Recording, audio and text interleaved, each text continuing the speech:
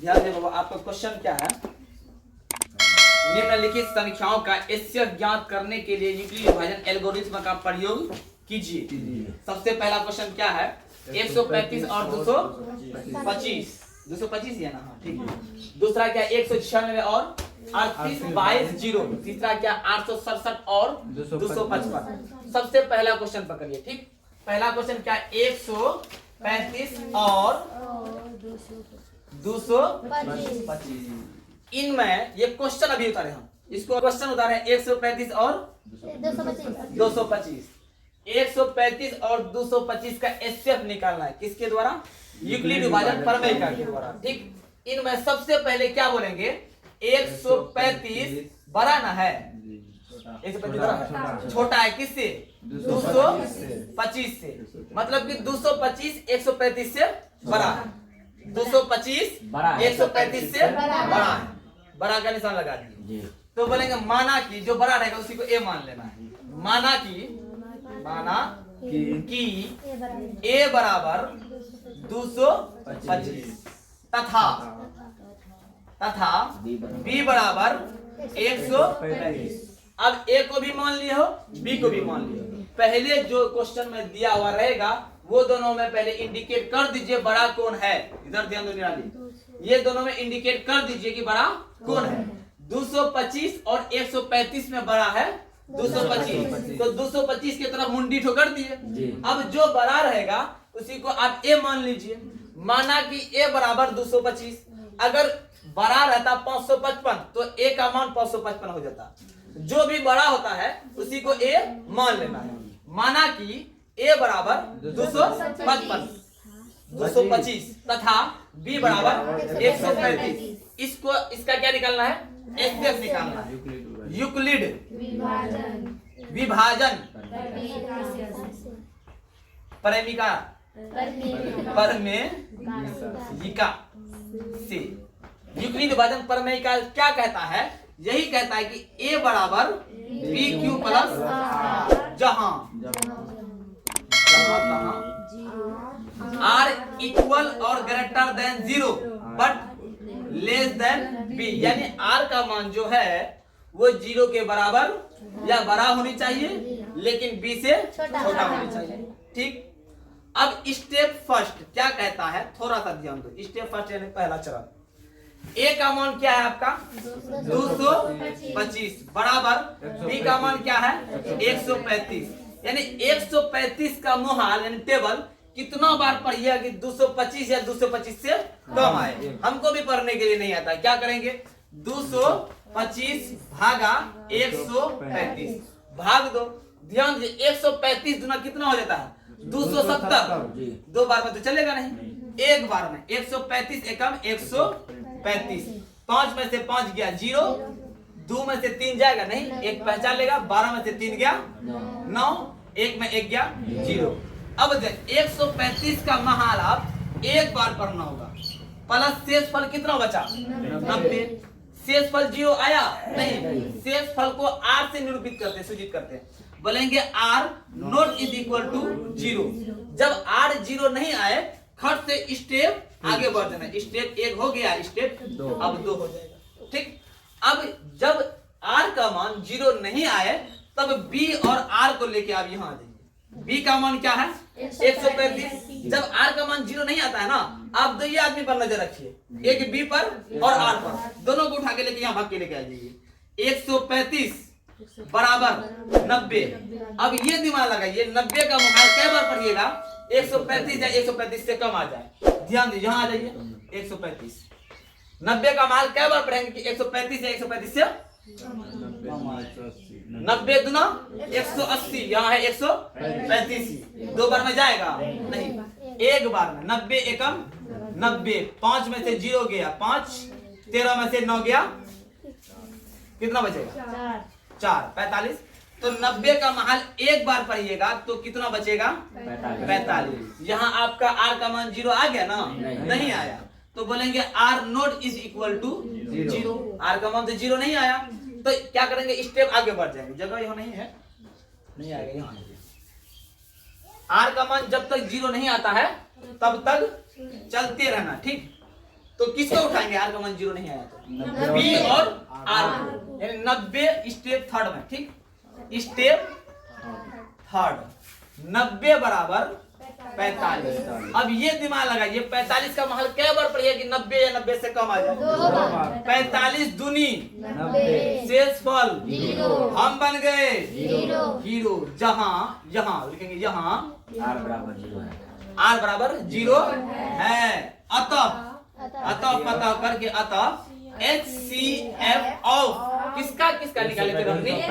135 coma 225 is equal to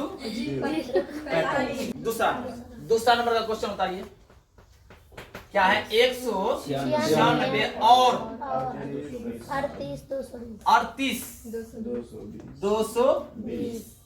अब इसमें सबसे पहले मुंह बता रहेंगे ना, किधर जो अमीर पार्टी रहेगा उधर ना। ये दोनों में अमीर पार्टी कौन है? 38। इधर मुंह बता दो 38। ये मुंह बताने का मतलब समझते हो क्या हुआ? कि ये बड़ा है ये छोटा है। जो बड़ा होता है उसको ए मानेंगे कि बी मानेंगे? यहाँ में पहले ए पैदा हुआ था तो ए ही मानेंगे ना। तो माना कि वहां भी माना कि बोले थे ना, यहाँ भी माना कि ए बराबर 38। ध्यान से सुनिए, ठीक ध्यान से सुनिए। तथा बी बराबर 196। तो किसके माध्यम से निकालने के लिए कह रहा है? यूक्लिड विभाजन प्रमेय का। बोलते रहिए याद आ जाएगा। यूक्लिड विभाजन प्रमेयिका से यूक्लिड विभाजन प्रमेय का क्या कहता है? ए बराबर बी क्यू प्लस आर, जहां आर इक्वल और greater than 0 but less than b, यानी आर का मान 0 के बराबर या 0 से बड़ा होनी चाहिए लेकिन बी से छोटा होनी चाहिए। ठीक, अब ए का मान क्या? स्टेप 1 बोलेंगे, है ना? बहुत अच्छी बात है। स्टेप 1 में क्या है? ए का मान ए क्या है? ठीक, 38 22 0 बराबर है तो बराबर। बी का मान क्या है? खोजो ना। 196। 196 का महल कै बार पढ़िए कि 38 22 0 आ जाए? कौन पढ़ने जाता है? देखिए भाग देते हैं। 38 22 0 में किससे भाग देना? 196 से। 3 अंक है ना, 3 अंक यहाँ भी पकड़िए। ठीक, 196 का महल कै बार पढ़िएगा कि 182। ध्यान दो बाबू, 382 या 382 से कम आए तो 19 है ना।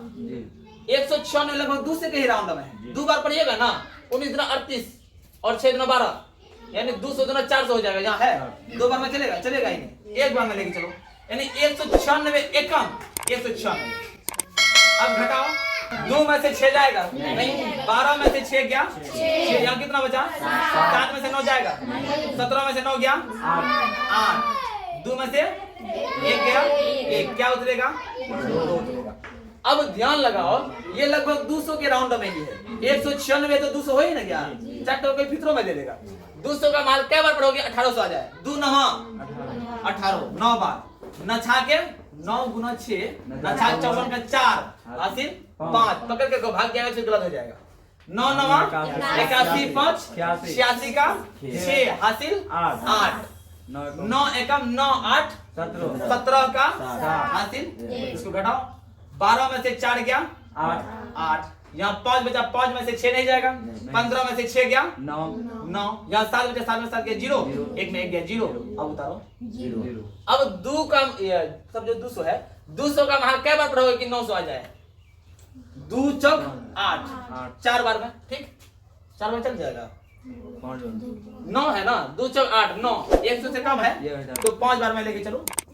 5 छक्के 30 का 0 हासिल 3, 5 9 45 3 48 का 8 हासिल 4, 5 एकम 5 4 9 घट क्या गया 0।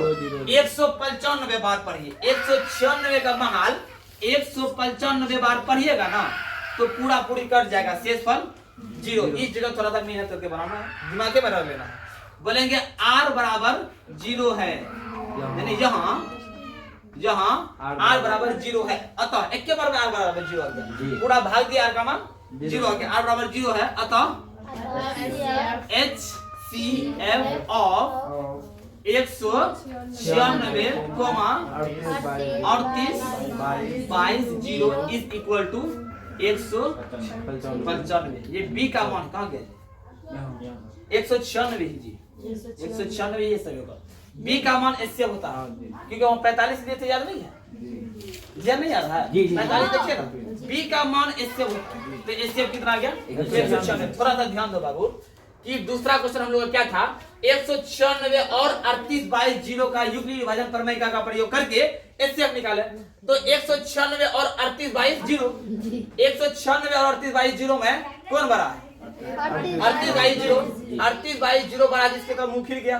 तो माना कि a बराबर 38, 22, 0 तथा b बराबर 196, युगली विभाजन प्रमेय का प्रयोग करके a बराबर b क्यू प्लस r, जहां r का मान 0 के बराबर या बड़ा होनी चाहिए लेकिन b से छोटा होनी चाहिए। तो स्टेप फर्स्ट में चलते हैं। 38, 22, 0 बराबर 196। 196 का महाल क्या बार पढ़ेंगे? यानी 196 को क्या चीज से गुना करेंगे कि 38, 22, 0 या इसके आसपास पहुंच जाए? तो 100 भाग दिए हम, कितना आया? 196 को जब आप 195 से गुना कीजिएगा ना, 38, 22, 0 पूरा एग्जैक्ट मान आ जाएगा। ठीक, घट के शेष फल यानी r का मान 0 है। बोलेंगे यहाँ r बराबर 0 है, अतः एचसीएफ 196 को मान 38, 22, 0 इज इक्वल टू 196। b का मान एचसीएफ होता है, b का मान एचसीएफ होता है। ठीक, एचसीएफ ऑफ ab बराबर एचसीएफ ऑफ br होता है, ये भी याद रखिएगा। एचसीएफ ऑफ a, b बराबर एचसीएफ ऑफ बी आर। कैसे? थोड़ा सा ध्यान दीजिए। आप जो ये एचसीएफ निकाले हो 196, किसका निकाले हो? ए और बी का ही निकाले हो ना। ए यानी 38, 22, 0, बी यानी 196, 38, 22, 0, 196 यानी ए बी का ही एचसीएफ निकाले 196। लेकिन जब 0 नहीं आता था तब किसको लेके आप आगे बढ़ते थे? बी और आर को। इसलिए बोले एचसीएफ ऑफ ए बी बराबर HCF of b r. A b को लेके आप चले थे ना, ए बी को लेके चले हैं ना। जब नहीं आता था शेष पर 0 तब आप किसको उठाते थे? बी आर को उठाते थे। इसलिए याद रखिएगा एचसीएफ ऑफ ए बी बराबर HCF of b r. A b का एचसीएफ जो होगा वही बी आर का एचसीएफ होगा। बी आर कहां से उठता था? जब 0 नहीं आता था तो बी की जगह का मान उठाते थे और आर की जगह का मान उठाते थे, तब आगे बढ़ते थे। ठीक।